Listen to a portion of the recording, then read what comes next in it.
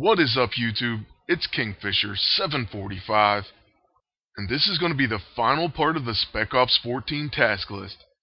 We ended the first part with the research of the eclipse, so now fast forwarding to when it's done. We of course gained the eclipse, and then we're going to have to use it in battle. For the very next task, you must equip and use the eclipse. This can be done in any mission. As long as you equip the weapon and use it in combat, you'll be just fine. Now for task 18, you must get 2 stars of mastery in mission 2. You're going to be given 200 experience, and then you can move on to task number 19. For task number 19, you must collect 20 unstable ISO weight.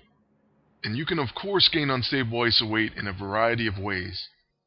2 of the best ways is visiting your allies and accepting daily gifts. For task 20, you must use Loki's Fog of Chaos 2 times. Loki is a team up in missions 2 and 3. For completing this, you're given 100 experience, as well as the Watcher's Blade. Now once you get to task number 21, you may have a little bit of difficulty finishing it right away. I was worried when I first got this task because I haven't seen that many curses, and I figured I may have to wait hours if not days. But for some odd reason I did refresh the game and I actually had curses to fight, so I was able to finish it. Then on task 22, you must complete 4 combats on the yellow portals that are found in mission 3. 3,000 silver is your reward. For task number 23, you must defeat Malekith, and he is the boss of mission 3. So you just need to fight him as a regular mission boss for this task. Task 24, you must complete 3 stars of mastery in all Spec Ops 14 missions. Surprisingly, this didn't take very long, I think because I had pretty high scores in the missions. After you complete this, you collect 5,000 silver, and you get to move on to the final task. Task number 25, you must defeat the epic boss in mission 2. In order to access this boss, you will need Mockingbird, Valkyrie, and She-Hulk for deploy. If you don't have these characters, you may want to pay 25 gold to skip this task. As I begin this fight with the epic boss, I do just want to say one more time, you must complete all deploys, as well as all battles or threats. After you do this, the epic boss will appear on the map. For this particular fight, we're going to bring in the mighty Thor in his scrapper version, and we're also going to use Bishop. Bishop is at level 9, but I still feel like I need some more practice with this character. Still, I felt like this would be a good opportunity to use this character, and at least show most of his abilities. I was also trying out the Vengeful and Powered ISO 8 on him, and this gives the passive buff Big and Fast, so chance to get an extra turn when hit while protecting. Now this may be an unorthodox Empowered ISO 8 to use, but he actually does gain an extra turn from time to time, because he has a chance to protect against kinetic, energy, and elemental attacks. So that Empowered ISO 8 actually will work on him, but I'm not saying it's the best choice for him. In the battle, we just use his level 9 ability Dead or Alive, so we gave ourselves a tech upgrade. This will cause technology attacks to do extra damage.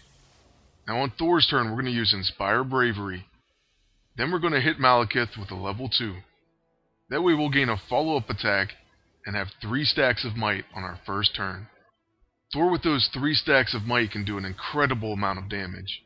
And so I really do love this alternate costume. Alright, it looks like that Dark Elf turned into a scrapper, so he's going to double attack my agent. Luckily we have an Empowered ISO 8 that causes us to evade that follow-up attack. And if you want to know the name of it, it's called the Reflexive Empowered ISO 8, and it's for infiltrators only. Now that we've given our agent combat reflexes, we're going to use the Mystic on the bottom Dark Elf. That will finish him in the battle. Next, Malekith uses Creeping Spines, and it looks like we're going to get the double counterattack because of it. So that's definitely going to be enough to take him out of this first wave, but we will see him again in the third wave. Then with Bishop, we're going to use his level 2 on that Scrapper Elf. So it's going to gain us a stack of Enraged. And we also gain Potential Energy. Now on Thor's turn, we do have a problem. We don't want to waste those stacks of might on just one elf. So we're going to use his level 2, and then we will gain a follow-up attack. So that'll be it for the first wave of the battle. Now in the second wave, we face 3 Dark Elves. And I of course was hoping Thor had the first attack because he could just use Summon Thunder and end this entire wave in one hit. Unfortunately, it looks like our agent's going to have to counterattack this elf, and he probably will kill him. So then we're going to have to debate once it comes to Thor's turn whether or not we should save those stacks for the end boss. Right after these counterattacks, we're going to take a look at some of Bishop's unlocked abilities. Now, Bishop has quite a few buff opportunities. He could use his level 9, or he could maybe use his level 2. But instead we're going to use his level 6, and that's because it's an AoE hit, and if you know me, you know I love AoE attacks. This is actually going to do pretty nice damage to both enemies. It does over 12k crit, and it almost does enough to take out both elves. But we do get a second attack, so we're just going to use this cyberkinetic crash. Now for the final wave of the battle, it's going to be against Malekith by himself.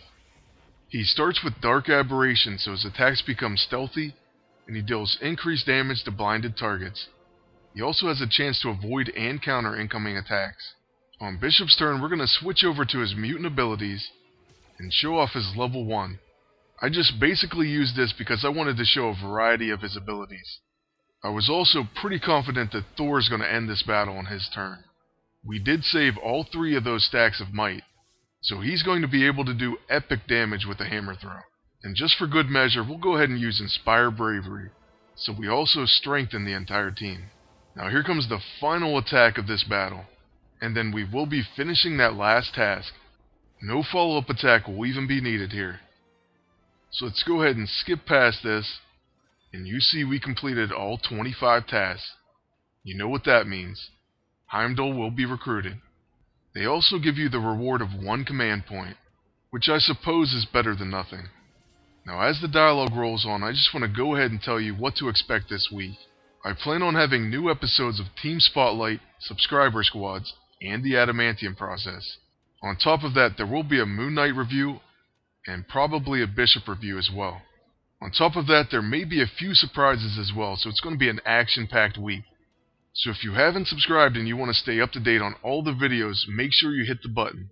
Lastly, I want to thank you all for watching, and ask you to please like, comment, and subscribe if you want to see more videos. Take care, and good luck in Spec Ops 14.